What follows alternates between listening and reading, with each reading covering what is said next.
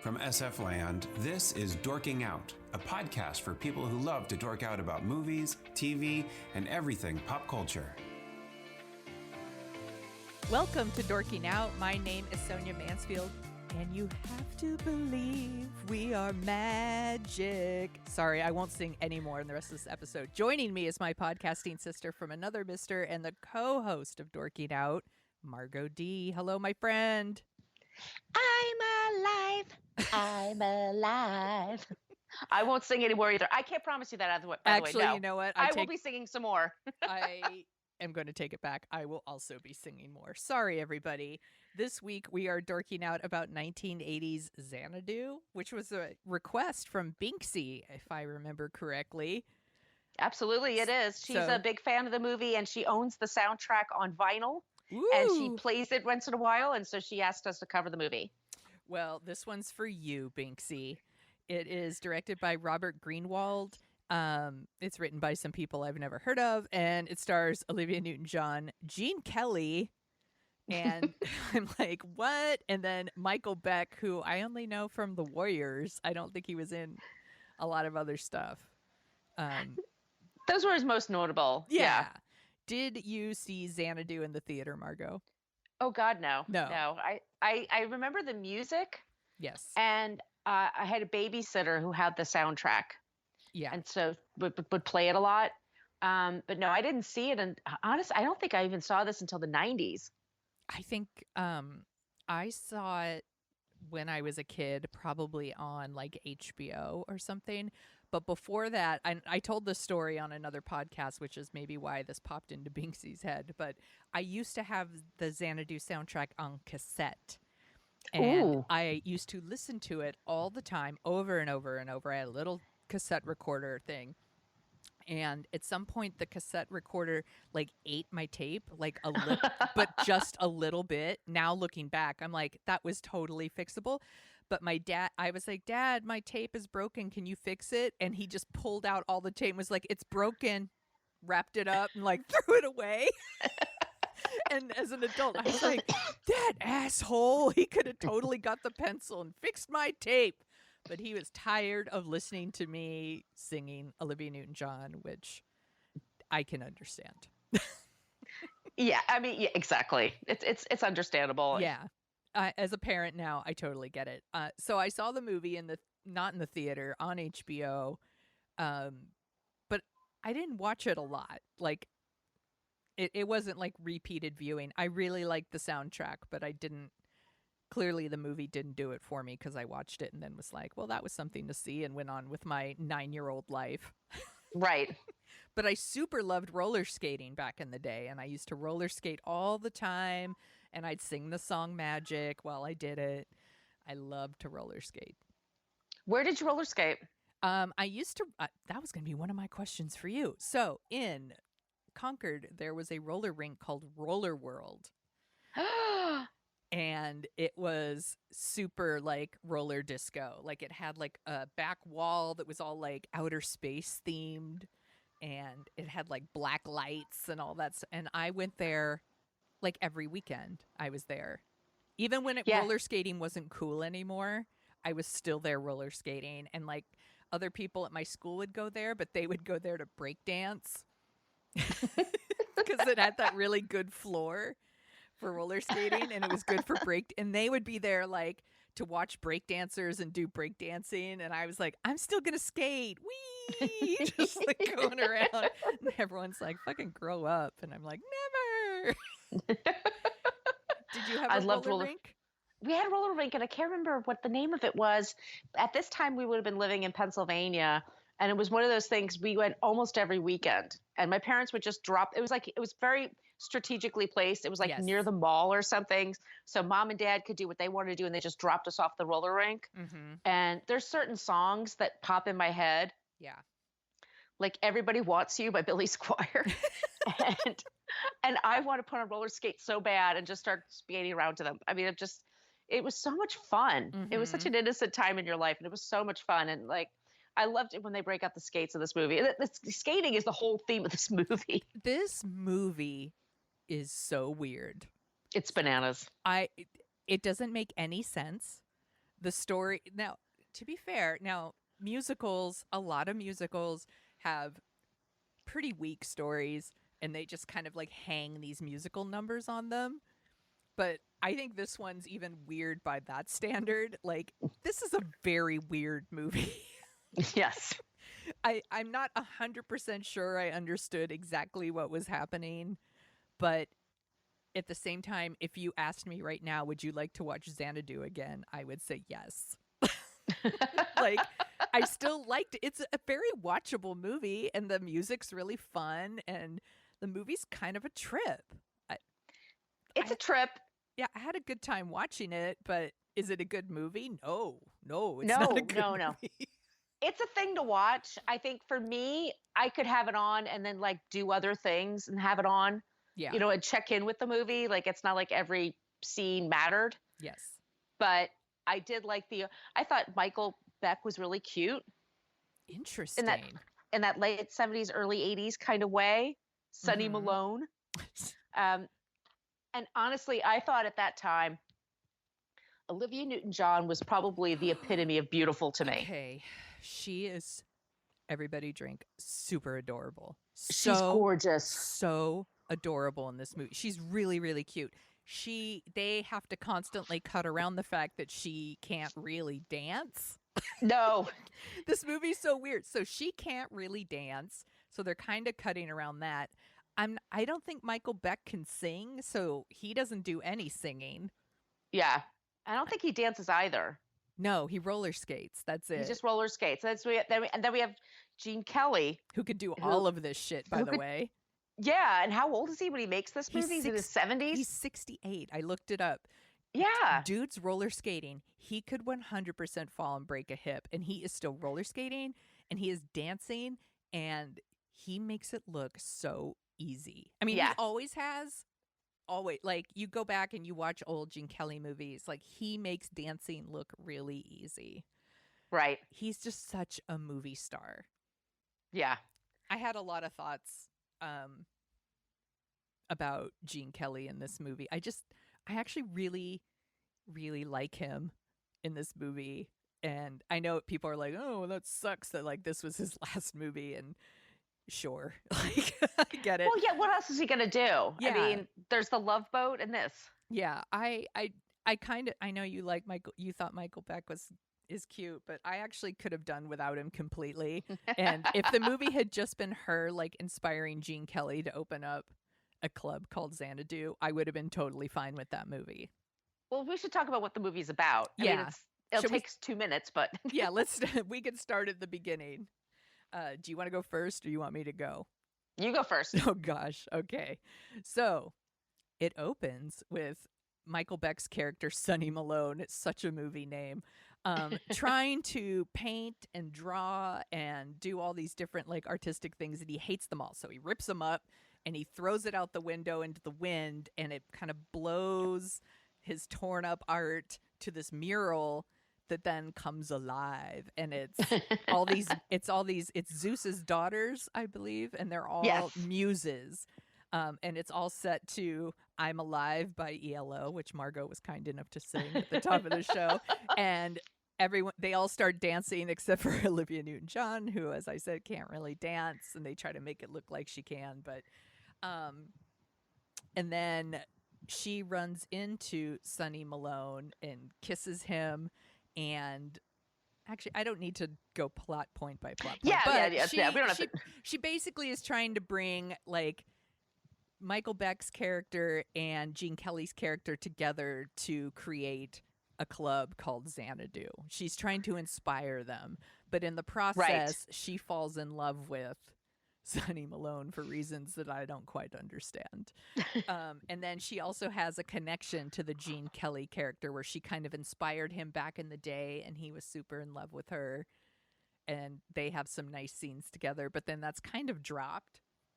Yeah. Like, halfway through the movie. It's very weird. Yeah, well, she was his muse for a while. Yes. When they were younger, and then he remembers her and how beautiful she was, and they used to sing together and stuff. And then, but like you said, he has to drop it because he's going to lose her to this other guy who's a lot younger than him. And yeah, it's a very bizarre little movie. So they create by the way, Sonny's job is he paints album covers art Yeah. and bitches about it. I'm like, well, Right? like, do you know what real jobs are like, Okay. especially in 1980, how boring they are? I mean, So, there's no internet. No. You can't goof off in anything. no. So the whole thing, like at the beginning, he's trying to draw, he's trying to be creative, and he's not inspired or whatever. So he goes back, like they rehire him at this job. He shows up at the job where he paints, he recreates album covers so they can like hang them up in record stores or whatever. And then he's just such a dick when he gets there. he by the way, he has super nice coworkers who Yeah. cover for him and are super nice to him. He wanders in late. He's a dick to the boss. The boss is actually nice enough to take him back. I mean, the boss is Yeah. a jerk, but like he's not like a shitty boss. He takes him back when he didn't have to. And then he just bitches and whines like the whole time, and then he eventually quits that job like in a total dick way. And I'm like, dude, It's just, the job's not that bad. And you get to paint. you're an artist. You like to paint. Like, you could paint for a living. You're not in some crappy office somewhere, like I said, with no internet and loud typewriters everywhere. I mean, it's as jobs go, it's not bad. You live in Southern California, you're young. Like, what are you bitching about? I But know. he's experienced a lot of malaise. He needs help. And that's when he becomes friends. It's so funny because he keeps finding Olivia Newton-John and the roller skates Yes. around the boardwalk, and he actually takes a bike from I somebody. wrote this down And too. he said, he's like, I'll bring it right back. Like, okay, well, if you bring it with you. He never brings it back to them, by the way. No, he drives it off into the ocean or whatever. It drives it off into the ocean. I was like, chick's never gonna get her moped back. That's fucked up. What an asshole. But that's how he becomes friends with Gene Kelly. And then we find out that Gene Kelly was a movie star or band leader He was he was a band leader. in the 40s. Mhm. And he's sort of retired now, but he has this huge mansion. Yes. But he doesn't do, you get that he's not married and he doesn't have kids, or what does he do all day? And he's lonely, and he dreams about opening a nightclub again like he used to play. And so 1980 is such a weird time, Mhm. to do something like this. I mean, it's only 40 years, but it's like, it's such a big difference between different types of music, Yeah. but they try to blend them together. And so there's scenes where Gene Kelly's singing with Olivia Newton-John, and it's kind of these torchy numbers. Yeah. And then Olivia Newton-John then does her own pop thing. It's very weird because now technically, and I wrote this down in my notes here, this movie came out after disco died. Do Yes. you remember this? So according to Wikipedia, disco died on July 12th, 1979. In Chicago? Yes, in Chicago at a Those baseball assholes park. in Chicago? Yes. Yeah. Because there was like a baseball park like disco demolition night or whatever, and isn't it like Yeah. people brought in their disco records and they ran them over, burned them or something? I don't And then remember. it turned into a riot. Yes. And if you ever wanted to look at pointless white male rage, Yes. bring up disco to certain guys of Yeah. a certain age. I'm like, I'm They sorry you can't complain dance. about it. Yeah, exactly. Sorry you can't dance. Sorry there's a thing that exists in the world that doesn't need you. Yeah. There's some music that exists. Anyway, we're getting off point. By the way, It is I a really weird time. like disco. I also can't dance, but I really like disco's fun. It's just all about like dancing and fucking, and like, it's all it's about. It's fine. If it's not for you, that's fine. I don't do like country music demolition night. Like, who cares? Who gives a shit? Yeah. Just like what you like. But it's the beginning of new wave in LA. So it's not punk rock. It's rock is getting different, a little more electronic. Mhm. And so there's this weird amalgam of like styles and everything. But they do open their club, and it's bananas, this whole last scene, Mhm. because it's like two sets of people. There's the people in the 40s and the people in 1980. And the 40s have their song and the zoot suits and stuff like that. Multiracial. I mean, I was looking at them like, that's really nicely well represented, all kinds of people. And then they go into the 80s, and it's dancing, and it's like leotards, it's spandex. And the band is the Tubes. And it's the Tubes. Yeah, Fee Waybill and the Tubes. And yeah, they're doing their back and forth, and then they combine, and then they start singing together. Yes. Xanadu, It's clapping around. such a weird movie. So during that huge sequence where we got the 40s and the 80s and they're starting to like merge, one of the dancers looked really, really familiar to me, and I couldn't stop thinking about her. And I did some like Googling because I'm a really good Googler, and she was a dancer on Solid Gold. That Oh, the black girl? Yes, Yeah. that's how I knew her. I was like, holy What was shit. her name? She was beautiful, and she Yeah. was on that show like every season. Yeah. Charisse? Her name was Darcel Leonard. Oh, Darcel. Darcel Leonard Wynn. She was on Solid Gold for years. Yeah. She was the lead, and she was beautiful. Did you notice Sandal Bergman? No, I didn't. She was in there. She's one of the muses. She was a dancer, and then she's in Conan with Arnold? Oh, yeah. That's right. Yeah. Okay. Yeah. Those are the people I recognize. Mhm. But yeah, I mean, it's and then what happens is Zeus lets her, Olivia Newton-John, marry this guy or be. Yeah. So she's going to give up eternity for this guy. Yeah. He's not worth giving up eternity for, by the way. He's 100% not worth No. giving up. At no point do you understand why they're like, we're in love. I'm like, I guess because they're both the stars of the movie. Like, it's not. They're both attractive. Yeah. I mean, so we get like they would want to make out or something, but like, why would you give up eternity and Yes. like, the answers to everything in the world and magic powers to for give this up. very basic guy? Yeah, for a total basic guy who like Yeah. couldn't even keep his job at the recording studio where he paints album covers because it was Yeah. too much work. But that's fine, whatever. No, yeah, exactly. Once again, how beautiful is Olivia Newton-John? I loved all of her outfits. She's I gorgeous. just think she's so gorgeous. And I love her voice. Yeah, I super love Olivia Newton-John's music and her voice, and she is not an awesome dancer, but as someone who's taking a dance class right now, I have a lot of sympathy for that. Dancing's fucking hard, by the way. It is hard. Doing Yeah. choreography is really, really hard. And I did read a quote from her where she said, "How lucky am I?" She's like, "I have 2 left feet, and I got to dance with John Travolta and Gene Kelly." And I appreciate that about her. Like, she's very humble about it. She's Australian. Yeah. And I wanted to say, like, Gene Kelly is such a movie star, and John Travolta is too, that Yeah. when they partner with her, they rise her up, I guess. Does that make, I don't know if Yeah. I don't know if I'm explaining it very well, but like they make her look good. Like, they don't Yeah. make her look shitty. Like, she's not the best dancer in the world, but she does have charisma, and she is really, really adorable, really, really gorgeous. And when she dances with them, they make her look good, and that's a good partner. And I think they're good partners, and I think they're really big movie stars. Like, some of their like movie star charisma like gets on her. Well, she had, like you said, she has charisma too. Yeah. I mean, she has a very likable quality about her, and Yes. she's very watchable. I mean, you just kind of like, and it's just that sweet face and that sweet voice. You're just sort of like, Mhm. oh, okay, you do you. Yeah. I like the scene a lot where she dances with Gene Kelly and they sing together, and it's kind of funny. It's one of the only, there's like, what, 2 scenes in the movie where she actually sings, because the rest of the time she's just roller skating around to No, songs she's with- lip syncing. yeah, or with songs that she sings, but like she's not singing them in the movie. You know what I mean? Like, they're not musical numbers, except for because she's not singing Magic. It's just playing, right? It's just playing. No, and it's like one of the best songs of all time. Thank you very much. Yes. I love that song, Magic. And then what's the other one? Xanadu's a fun song. Yes. There's just so many great songs in there, and I love ELO so Yes. much. I love them too. The soundtrack's really good. This is a Yeah. good soundtrack. I love Yeah. her roller skating boots.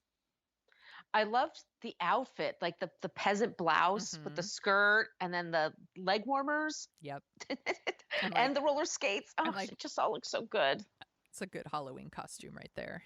There you go. Because Roller Girl took over that look. you Yeah, know? that's true. Valid.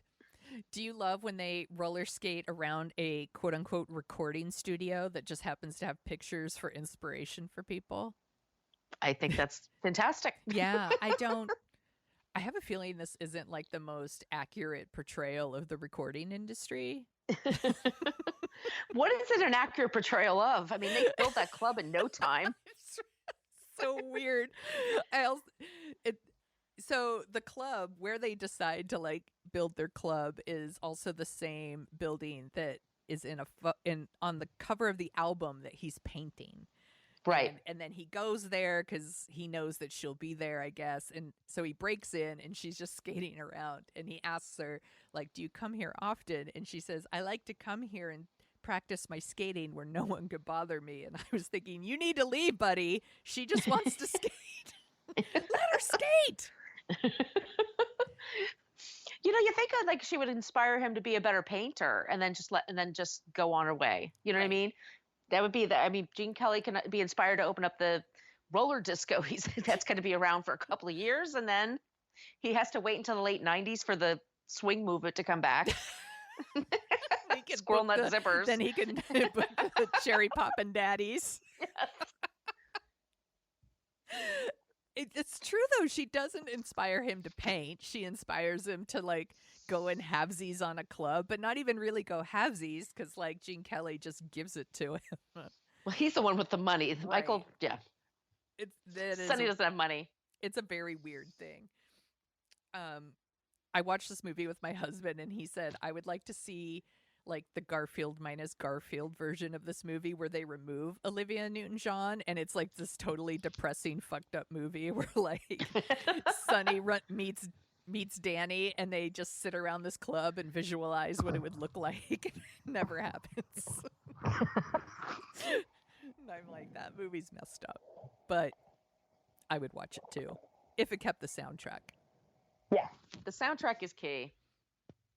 And then there's a weird like animated sequence in the movie when they kiss, like they first kiss and then they turn into like, oh my god, I forgot about that, like a weird animated sequence that's done by Don Bluth, who would go on to do like All Dogs Go to Heaven and American Tail.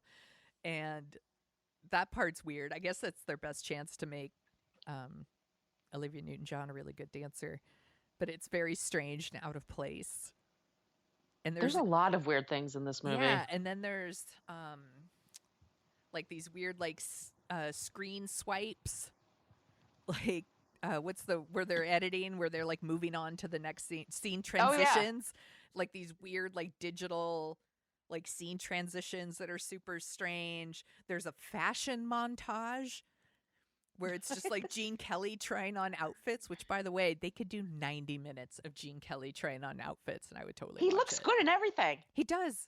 He's really such a a movie star. Yeah.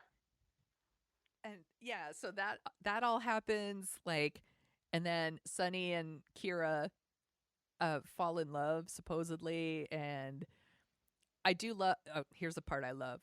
She finally confesses to him that he's a muse, or she's a muse. And he's like, yeah, sure you are, whatever. And she's like, I am. Look it up in the dictionary. Like, yes, that'll tell him. Look up the word muse in the dictionary. Okay, I'll go home to my dictionary right now. Yeah. And I'll come back. I would have loved it, though, if he opened it up, looked up the word muse, and there was a picture of her. That would have been good. Let's see, what else?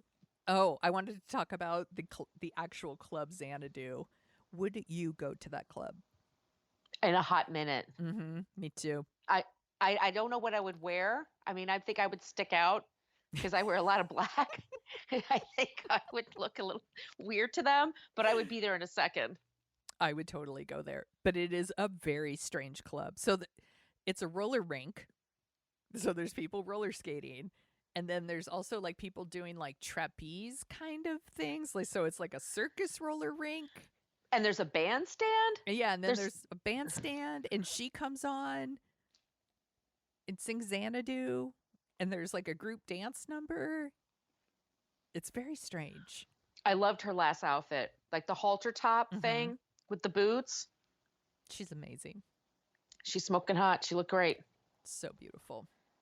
And then she sings like a rock song and she sings like a country song.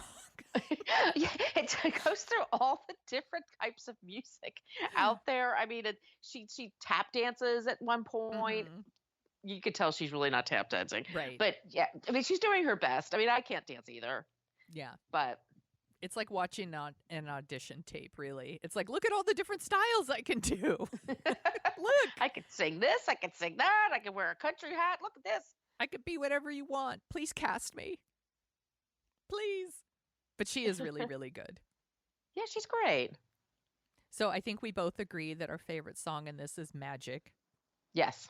Do you have another favorite Olivia Newton-John song? Oh my God. If you love me, let me know.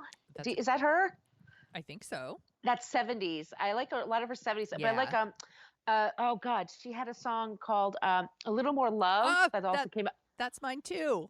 Oh, that song is so good. Yeah, that's from the 80s.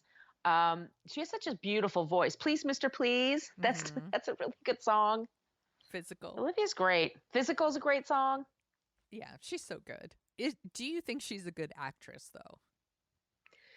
I think she's she has, like you said, she has charisma. She's great in Grease. No, I think she's good. I mean, does she have a lot of range? Probably not. Right. Yeah, I think that's what it is, too. I mean, the truth is, she didn't do a lot of movies. No. She did Grease. She did Xanadu. She did Two of a Kind. Twist of Fate, the song Twist of Fate. I love that song. That's a good song. That's a really good song. That was her other John Travolta movie. But then where she played an actress. Yes. Of course she did. Oh my God, not good. But other than that, like what? It was like maybe some TV stuff. She's in one of the Sharknado movies. She actually married a guy that's in Xanadu as a dancer. That's right. And Matt Latanzi. And he was like 10 years younger than her or something. Scandalous. Kel Scandal. And she married him and they had a daughter and they were together a really long time. And then they split up. And then her daughter was on a show. It was about celebrity kids and their second chance or something. And Chloe been through a lot, her daughter. But there was one segment where Chloe was visiting with her father and her dad, Matt Latanzi, from Xanadu, was living in a tent, like a teepee style tent in the mountains.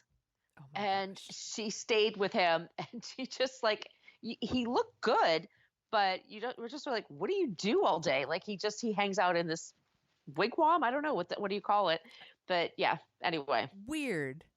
Very weird. And then Olivia's boyfriend disappeared. Yes, I remember that. And they don't know if he just disappeared or if he died. Like it's still, I don't know if that's ever been really settled. Yeah, there's been this whole thing about either he lost. Faked his death. Yeah, or he faked his death. It's like, did he die? Did he get lost at sea? Because apparently he was taking a boat somewhere. And then it was like, no, he faked his death. Like, it's a very strange story. He owed money or something like that. And then she's had breast cancer 3 times now? Yes. Holy shit. It's really sad. Do you remember when she had the stores, Koala Blue? Yes. She had a store. It's in the 80s. They had it at Stone Ridge Mall, and it lasted like a year. And but it just sold Australian stuff like Vegemite and Vegemite. I don't know what else is like Australian. But it's Vegemite and Men at Work albums. That's it. That's all they had there. I love Men at Work, by the way. Too. I also read that there was a man who was kind of obsessed with her. Do you know this story? Oh, no. And he thought that she was communicating to him through her eyes in Xanadu. Oh, and he God. actually killed some people.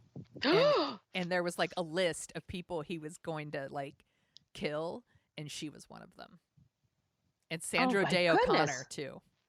Holy shit. I know, isn't that crazy? How scary for celebrities. I mean, you can't control who sees your product, right? And it could be people who are fucked up, and this guy was messed up. Pretty Poor crazy. Olivia. I know. She's had a lot of bad things happen to her.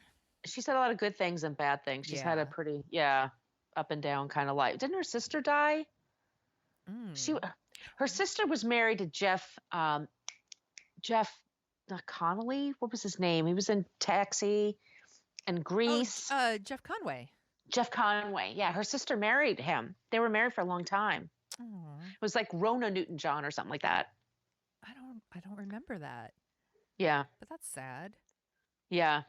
So other random things I read, the choreography in this movie was done by Kenny Ortega, who also did the choreography for Dirty Dancing. Yep, he became a big star. Mm-hmm. He did apparently there's choreography in St. Elmo's Fire.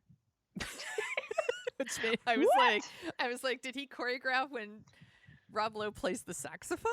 I don't know. No, it's Demi Moore on top of the jukebox. Right? He choreographed that? Like, oh, stop it. it's what it said.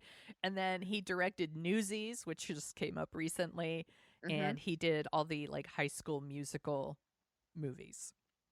Yeah, he's had a really good career. He has, absolutely.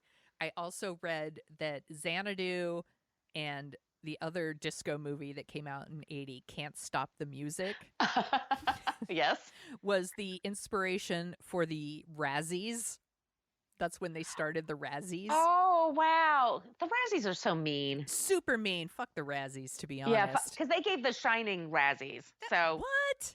Yeah, The Shining got a lot of Razzies. You know what? There's a lot of really, really good movies out there. We don't need to like celebrate. Like, we don't need this list. No. I don't know. I have to say younger Sonia was totally fine with shit like this, but the older I get, I'm like, nah, just like what you like. It's fine. Yeah, exactly. You do. Binksy said when she and her husband, they had their podcast, Fun Size Happy Hour. Mm-hmm. In Australia, I think it's either Thanksgiving or Christmas. They don't have Thanksgiving there. Somewhere, one holiday there, I forget which one. Binksy, tell us which one. They play Can't Stop the Music, like on TV, like it's on a loop. Oh my God. It's like their Christmas story. Exactly. Because they're like Australians really appreciate camp. Mm-hmm. And so that's why it's like a camp class. That's a movie that was directed by Nancy Walker, and it stars Bruce Jenner and the Village People. Mm-hmm. That's all you need to know. Yeah, it's great. I would watch that right now too. Yeah. I'm into it. I love the Village People, by the way. Yeah. I was totally on board with them. I was super into it. I don't know if you know this, but a lot of them are gay. Did you know that? I did not know that when I was a kid. And I remember I said out loud to somebody, I heard they're gay. And they looked at me like I was the biggest idiot of all time. Like, duh. I'm like, well, how would I know? I'm 10. What do I know? I remember someone in college, I don't remember who it was, that was like, did you know Freddie Mercury was gay? And I was like, like spit take, like spit my beer all over the yes, Isn't everybody knows that. But isn't it weird? Like it did, like that for a while. That was a thing, like outing people and finding who was gay and who was not gay. And nowadays, like people are just like, I'm queer, but I'm this and I'm that, and you go, okay. Did you know Elton John was gay? Is gay. He is gay. He's still gay. He was married to a woman. I don't know. I heard he's still gay though. He's pretty good at it. Yeah. Yeah. I also had my sister and one of my high school best friends was super in love with George Michael. Oh, did she take it hard when he came out as gay? Well, they were in denial forever. I was like, yeah. I wasn't like super knowledgeable about such things. Like I was a pretty naive kid, but even I knew he was gay, and I was like, he's gay. He doesn't like you back. He likes dudes. That first video for "Wake Me Up Before You Go," he's wearing hot pink shorts, like super short shorts, and yellow gloves. Yeah. And the way he danced, it was like pretty damn. Poor thing. Yeah, he couldn't come out for a long time. I know. And he's so talented. But there was a lot of hostility towards gay people then too. So unfortunately, this is all very true. And boy, that one hit me hard when he passed away. It was Christmas, right? He died on Christmas. Yeah, it was like right around Christmas. That was tough. Yeah. Yeah. Well, and I should say, like back in the 80s, especially, there was, when AIDS was kind of at its height, there was a lot of anger and fear, and a lot of people saying awful things about gay people and about AIDS. And I don't want to say anything more about it because I'll start crying. Yeah. Do you want to hear some other movies from 1980? Yes, I do. Okay. So, Flash Gordon. Flash Gordon. I told you guys I wouldn't sing anymore, and I did anyway. I already mentioned Can't Stop the Music. American Gigolo. Which is so boring. I tried watching that recently. It's so fucking boring. I will not watch that one anytime soon then. Caddyshack. I'm all right. Don't nobody worry about me. I'm going to keep singing. Everybody loves that movie more than me, but maybe it's time to revisit. I think you should. The Jazz Singer starring Neil Diamond. I used to love that movie. I mean, he's in blackface, which is not good. And he's acting against Laurence Olivier, which is not good. I don't think I've ever seen it, but I remember my mom seeing it and liking it. It was on HBO, and we didn't have it at my house, but my best friend had it at her house. She had MTV and HBO. Nice. And this is 1980, guys. Like, there's nothing else out there. So I think I made her my best friend just so I could watch it. I'm sure that's true, because we had 3 channels. You had NBC, CBS, and ABC, and then you could get HBO and MTV. You know. Yep. That was pretty much it. Pretty much it. Ordinary People. Makes me cry. I've never seen it. Oh, it's really good. I know. I should see it. People have told me I would actually. I don't think they use the word like, but they're like, it's good. Like, you should see it. Friday the 13th. Excellent. Popeye. Not good. Seems like old times. Yeah, that's good. Chevy Chase and Goldie Hawn. They're very cute together. That was great, yeah. Charles Grodin. Love Charles Grodin. And then the last one on my list, Somewhere in Time. That movie has so many fans. It has a hardcore fan base. All right, do you want the songs? Yes, I do. My cat is laying on top of the paper. Hold on. We got to pull it from her. Sorry, T. Okay, ready? Yes. Okay, so I just picked a few. Blondie, The Tide is High. You used to love that song. I remember roller skating to that. Yep. Pretenders, Brass in Pocket. Great song. I still love that one. Talk about another roller skating song. Diana Ross, I'm Coming Out. That song is awesome. Dope. It's the dopest song ever. That's on playlists. Many of my playlists. AC/DC, You Shook Me All Night Long. A song that gets really old after a while. Yeah, that's like stripper pole type. Yeah. That's the kind of song my husband sings when he's joking about like going to the strip club. Yeah, he'll sing that. She shook me all night long. And then Joy Division, Love Will Tear Us Apart Again. That song still sounds amazing. That's a good list. Yeah. Good job. Thank you. What else are you dorking out about? I'm dorking out about this documentary that's on HBO, and it's called McMillions. And it's about this guy that basically figured out how to game the system that McDonald's used to have, a game that they played. I never played this because I don't eat at McDonald's, but it was at all of their locations. You can get pieces, and you got this board, and you could win free drinks or whatever. And there's this guy who used to be a cop, and then he got injured, and then he got this job at a marketing company in Atlanta that made game pieces. And he figured out how to get his hands on the pieces that were for $1 million, that were for brand new cars. And he just kind of turns out a group of people won every year for a few years in a row, and they were all related to each other. They had different last names, but like, what are the odds, that 5 people would know each other that all won a McMillion thing? And it turns out this guy was like the key to this. And it's like 5 episodes. I've only had 2 out so far, but it's fascinating. It is so well done. It's really smart. And I'm super enjoying it. It's called McMillions, and it's on HBO right now. I am going to watch that. Is it so the game that he's collecting the pieces for, is it that like Monopoly one? It's Monopoly, sorry. Yeah. It's Monopoly pieces. So they do that now. No, they don't do they do like a different kind of Monopoly type game at the grocery store here.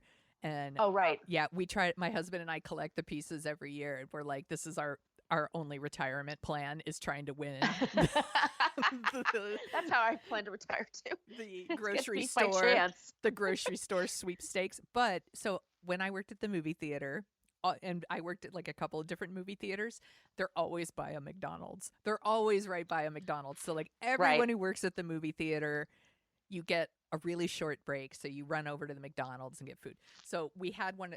Every year we had that Monopoly board like up in the break room, and people would stick their pieces on it. Like, Well, you could win a lot of stuff. I mean, they gave away a lot, but it mostly was like free drinks, yeah, or McNuggets or something like that. But they would play it for a few. But it was a bit like their sales would go up like 40% when they did this.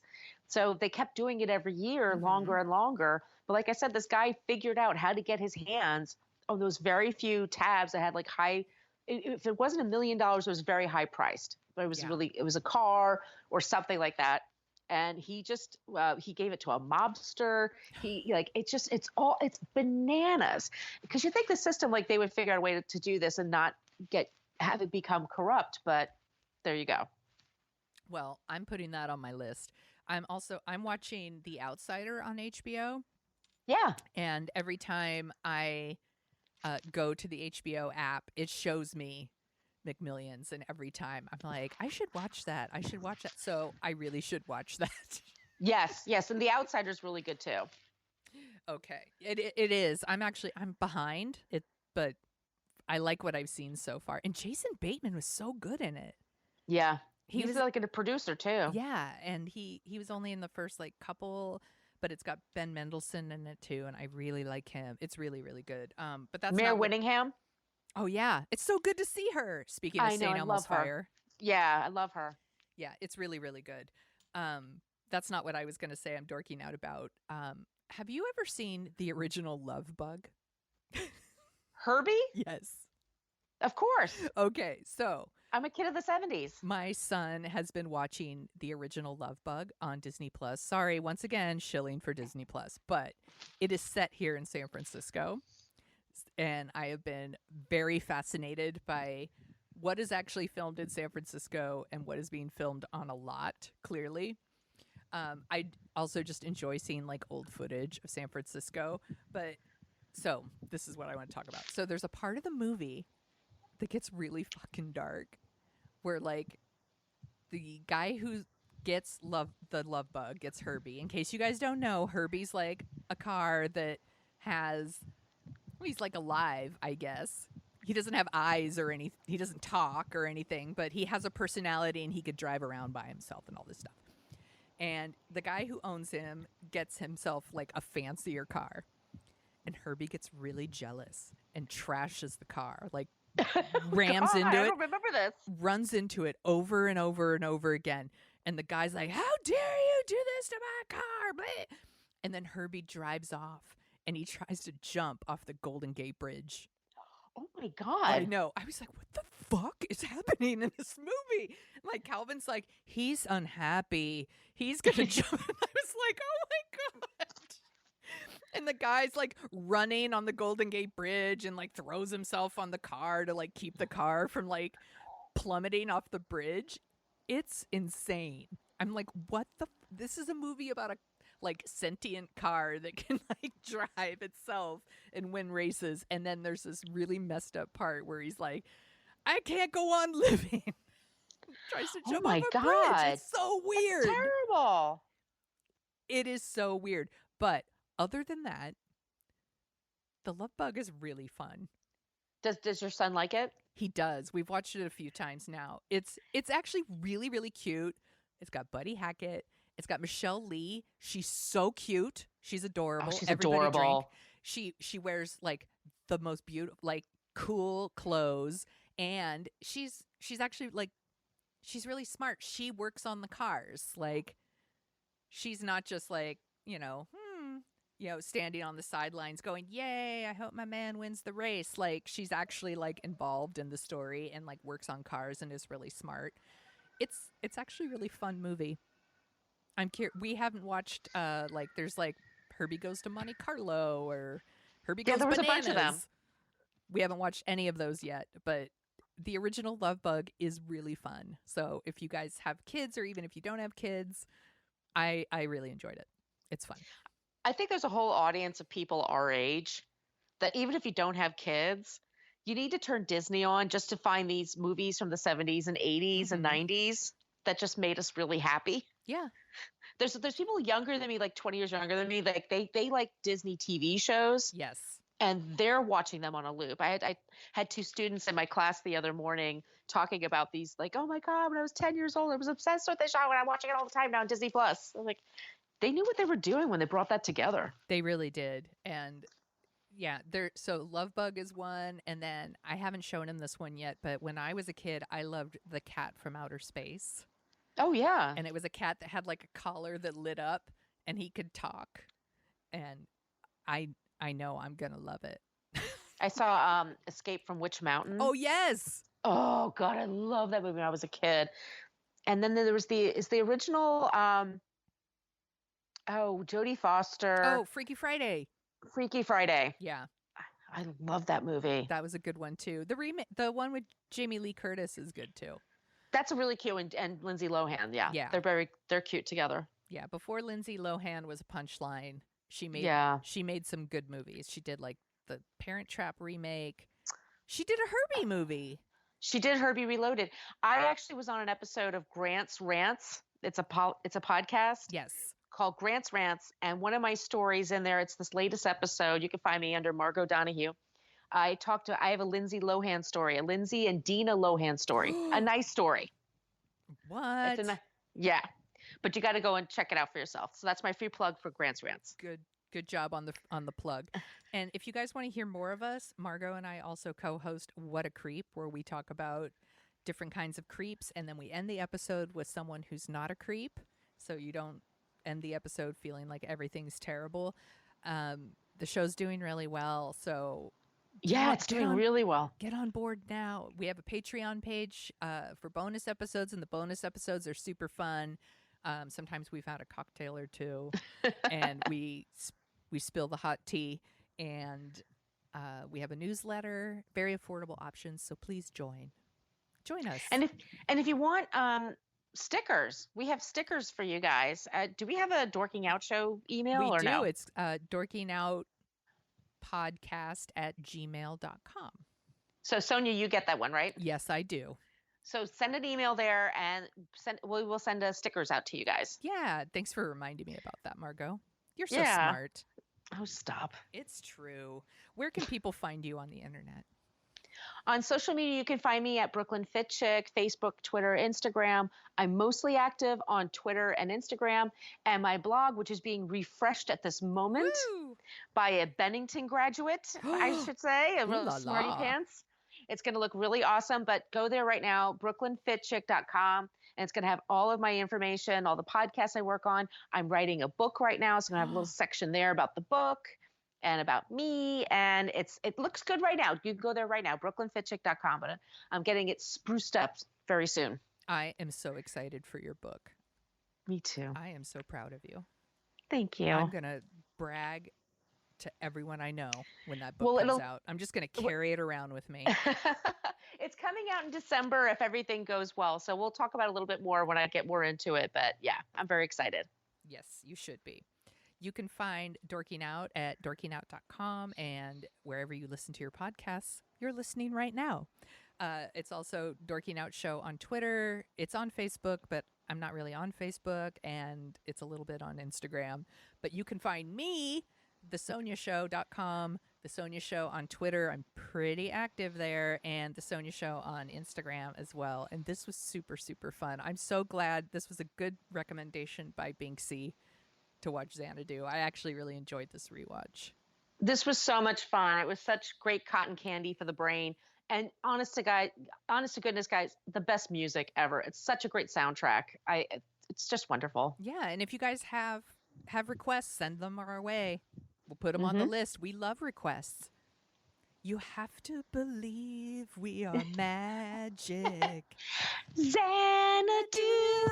Dun, dun, dun, dun, dun.